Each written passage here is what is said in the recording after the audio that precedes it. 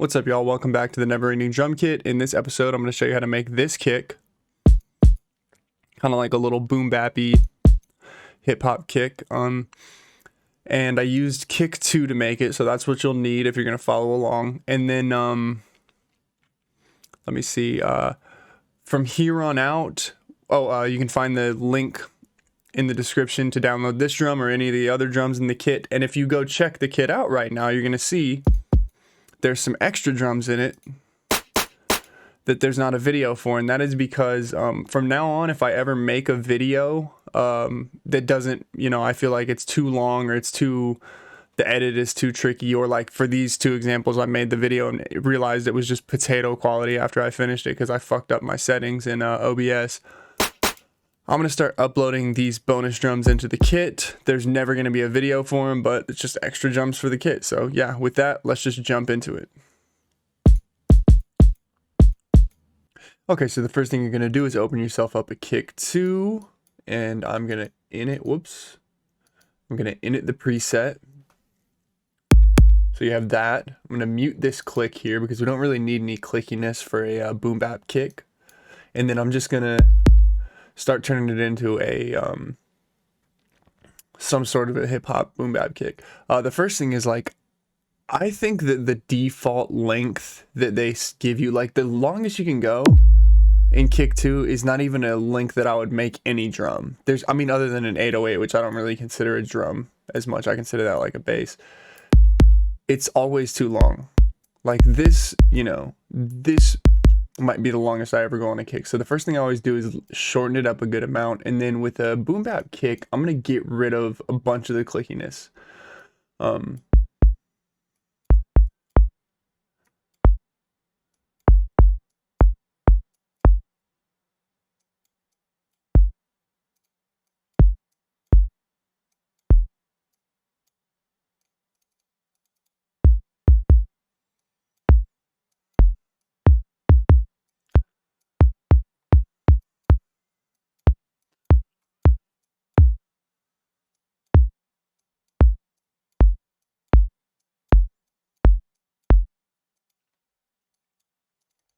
I go into the amp and change some stuff here.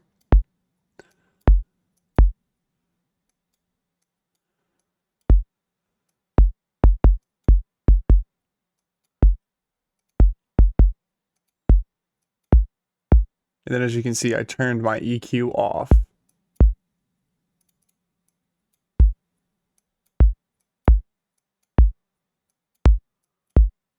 That's way too clicky.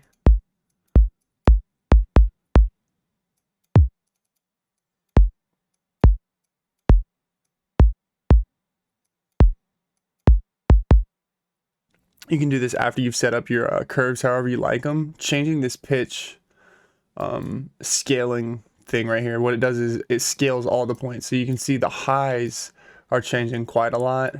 The lows not as quickly, but they do change. So that's because the exponential or logarithmic fucking nature of audio frequencies. Higher ones are... It's too much math to even think about. I just got up. I'm not going to explain it. The higher ones that have a bigger difference between each semitone is basically the gist of it. And yeah, so that's a good way to scale the whole thing after you've already set some curves up. And this is pretty close to being good for this starting.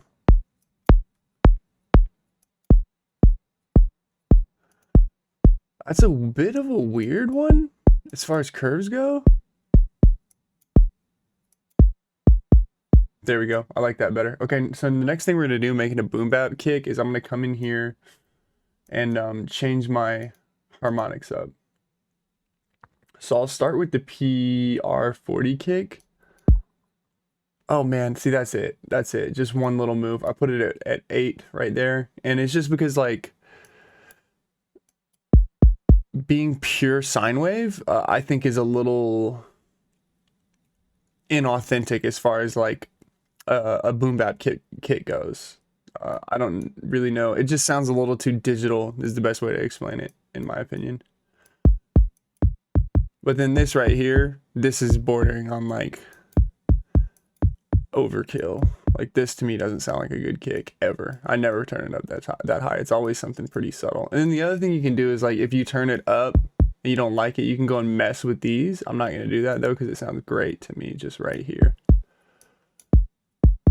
Right, so sine. Whoops, where's my sine at?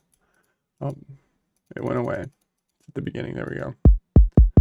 Sine. It's so pure and digital versus. Maybe it's hard to hear the difference, but to me, it just makes it a little bit more crusty, which for boom bap is great. Crustiness is good. So let's route this into a mixer track, and I'm gonna put myself a note in the piano, in the fucking whatever that's called. I don't ever use this, the drum machine shit, the step sequencer. That's why. I don't know the name of it. I never use that shit ever. Though I did when I first started producing. I was like, oh, step sequencer is what you do the drums in. And then I realized later I didn't. It doesn't work so good for me. Not enough granularity. But if you're making a quick beat, it's a good way to do it. Okay, so let's keep moving with this tutorial. Believe it or not, this shit pretty close to done.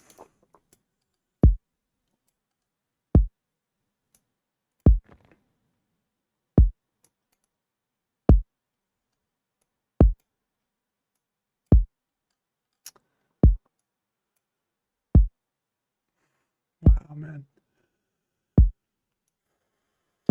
I don't know if you can hear my stomach rumbling. It's killing me right now.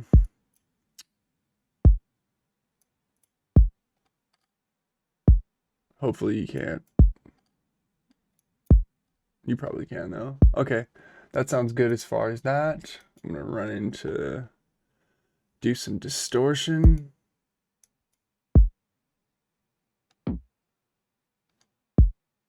Subtle saturation.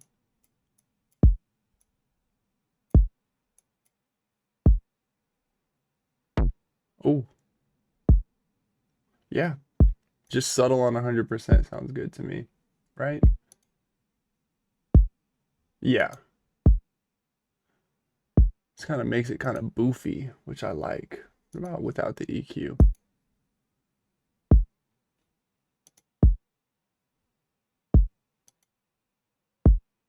Yeah, with it sounds better.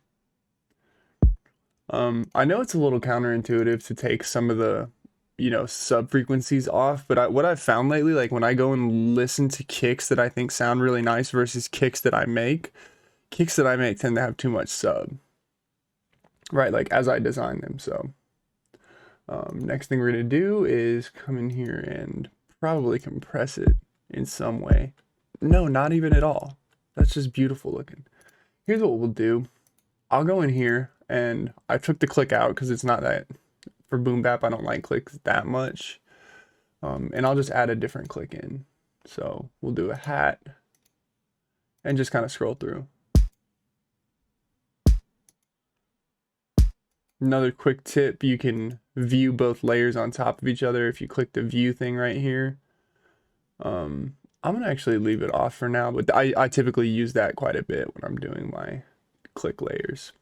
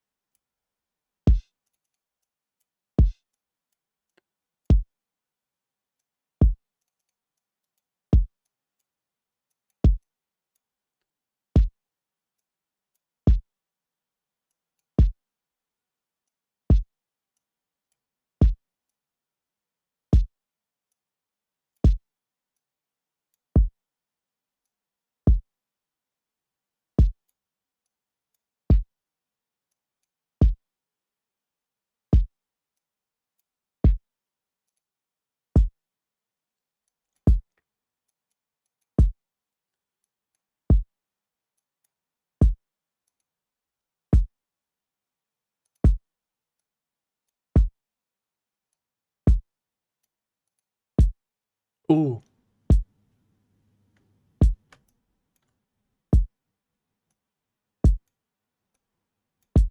That's it.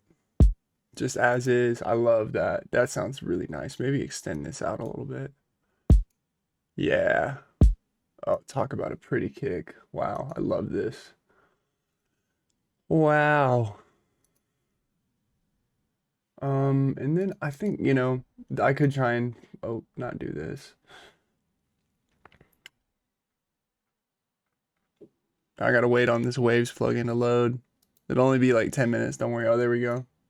I love Waves plugins. Here's the strange thing, like most plugins that take a long time to load tax the shit out of your CPU, at least in my experience. And like some Waves plugins will take like fucking 30 seconds to load and then it just works seamlessly, Like I could run like 80 of them at a time. I mean, I guess good job, Waves. I don't know what the reason is, but I just find that kind of funny. And you know what, y'all? This shit's done. What else am I gonna do to this? This sounds great. Actually, I am gonna do one more thing because I actually started doing this sometimes with kicks, and I know you're gonna be like, "What are you doing? You're not. It's illegal." But what I'll do, I got inspired to do this by one of my favorite kick samples. Is I'll go down here, and please don't lose your minds, and put a Haas effect on the low end, on the very bottom of the kick. I know. This is wild man shit. And then turn the mix down.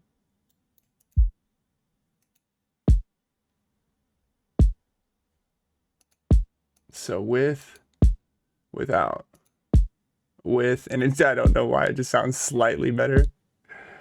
It's a weird trick, but I think it sounds cool. And with that, we're done. This one's in the books, y'all.